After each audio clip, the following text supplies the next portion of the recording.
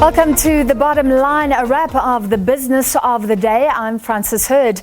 And some news developing in the last hour or so. It seems the fortunes of Denel workers have changed at the 11th hour. Public Enterprises Minister Pravin Gordhan has told Parliament during that SONA debate earlier that a lender has come to the assistance of the state-owned arms manufacturer. That means full salaries will be paid for Denel workers. Earlier, the CEO issued a statement saying that workers would only receive 85% of their payment. We'll talk to the CEO shortly. First, let's listen to what Minister Gordhan had to say. At Denel, honourable members, you've seen news headlines today that Denel will only be able to pay 85% of staff salaries for June due to liquidity constraints. However, later in the day, the latest update is that a lender has come to the assistance of Denel and full salaries will be paid to all of the staff at Denel.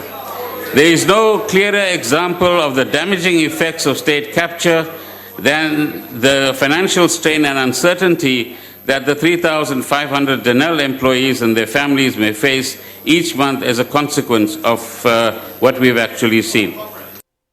All right, joining us on the line is Denel's CEO, Danie du Toit. Mr. du Toit, thank you very much. So someone has come forward like a knight in shining armour. Who is it? Francis, thank you very much for the opportunity. Of course, we cannot disclose the details, but what I can say is one of our banks in our lenders group. We work actively with three of the major banks in South Africa, and they actively support us in our needs. So just to be clear, we are still waiting. It's a process, of course. It's approved, but then it takes some time to finalize and to receive the monies. So we have the commitment from the bank. We have the intent, but of course this process still has to be concluded, as you can understand. So what does that mean for workers? It means that we will most probably, in all probability, pay the 15% latest the coming Friday. Okay, so they'll get 85% now and the extra 15% a little bit later on Friday. Right. Correct, yeah. The 85% in most cases has been paid today, and some of the banks, because there's some transaction time, will only be able to process that tomorrow, the 85, depending on which banks employees are with. And then, as I said, the remaining 15% will be paid by Friday. Was this one of the banks that you owe? So we understand a lot of debt payments were due, concerns whether you could even pay the interest. Was this a bank that you owed money who said, all right, we'll hold off collecting that for now, or is it a new sort of loan? Yeah, I mean, in principle, one needs to understand we have quite extensive government guarantees that we take to the finance community and to secure funding against those guarantees. We have not fully utilized those government guarantees. Now, of course, we are responsible and careful on how we utilize those guarantees. So essentially, the bank is supporting us against those government guarantees. We're also actively engaging with those banks in terms of what we call bridging finance for the next 2 to 3 months. So there is a bigger need for the short term for the next 3 months, and we have discussed that over the last months to try and finalize and secure that. Mr. du Toit, questions have been raised about management's commitment to staff. For starters, how is it that you announced this, the 85%, basically on the day that staffers were being paid? Yes. I mean, of course, we apologize for that situation, but I think it's symptomatic of the situation we find ourselves in.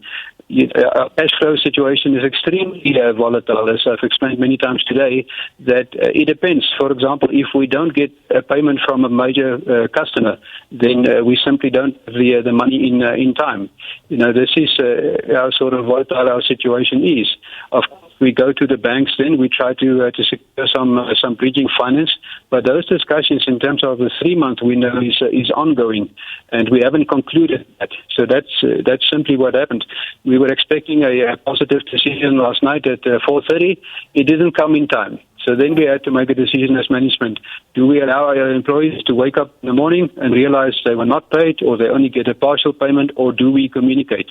So in the end, we decided to communicate, to do the responsible thing, albeit late. We take responsibility for that. Yeah.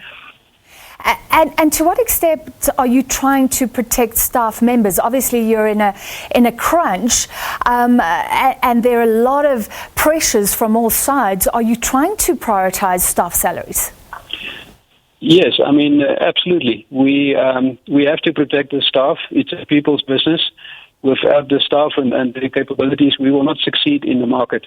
We have significant and enormous export potential and also local market potential. We're chasing opportunities of around 4 billion in the next 24 months. If we don't have the staff support and the capability, we will not be able to expedite those programs. So it's extremely important and critical that we secure the support from the staff. I mean, our products are wanted in the international market. I've been around visiting our key customers, and we have the support. But ultimately, without the capability, our capability is our people. No question about it.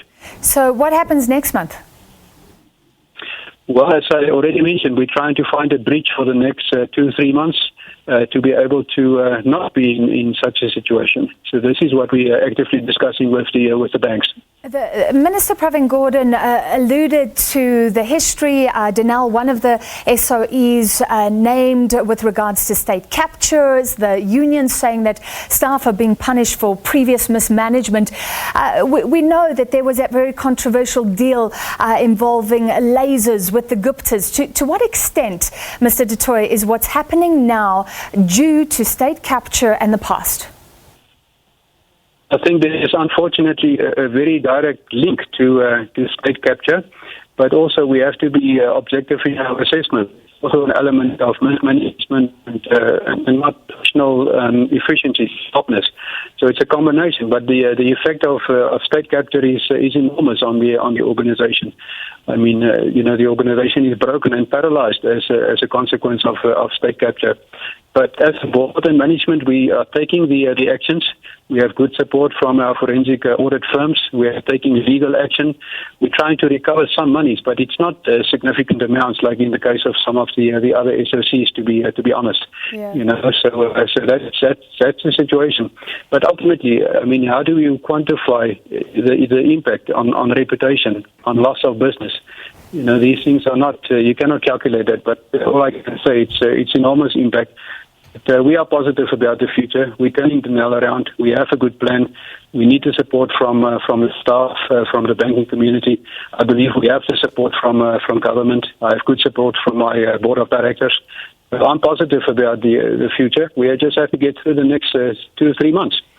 And finally, if you'd like the support of the public, there are many people who don't really understand what Denel does, why we have an arms company, of course, controversy about the old arms deal. Just tell us why this SOE is important for us as South Africans.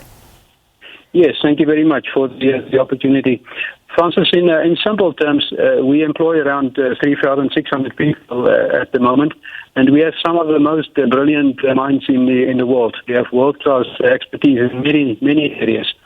So what Denel does is we provide equipment, military equipment, to the local defense industry and to the deal, of course, to our customer. But also more important in terms of the president's drive for export and attracting foreign direct investment and so on. We are one of the organizations that has enormous future potential to be able to make a positive contribution. Of course, we will employ people and create opportunities, especially for young, and we have some brilliant young people in our respective teams. So this is what Denel offers. We offer, a good environment, future potential, great technology that is recognized in the world. Foreign direct investment, export potential, getting currency into the country. This is what it's all about. And we also have many positive spin-offs into other industries. So typically in most countries, things that are developed and created in the military domain is transferred into other industries like telecommunication, etc. So we can make a significant contribution to the country and to employment. All right, thank you. We appreciate your time tonight. Denel's CEO, Danie du Toit. So staff should be paid in full if that lending process goes well by Friday.